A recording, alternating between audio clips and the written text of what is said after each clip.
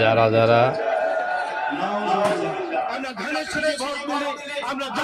আপনার জান্নাতের হুড়কুড়ি চান তারা বিএনপির সাথে যোগ দেন।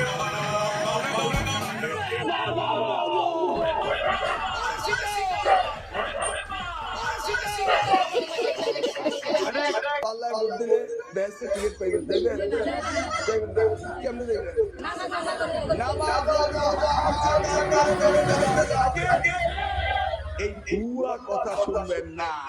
রোজা নামাজ হজ জাকাত কিচ্ছু লাগবে না, দানে শেষে ভোট দিলে বেশি বেশি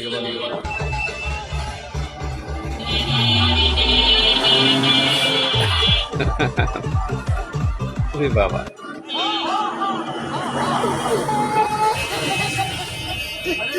কেউ কেউ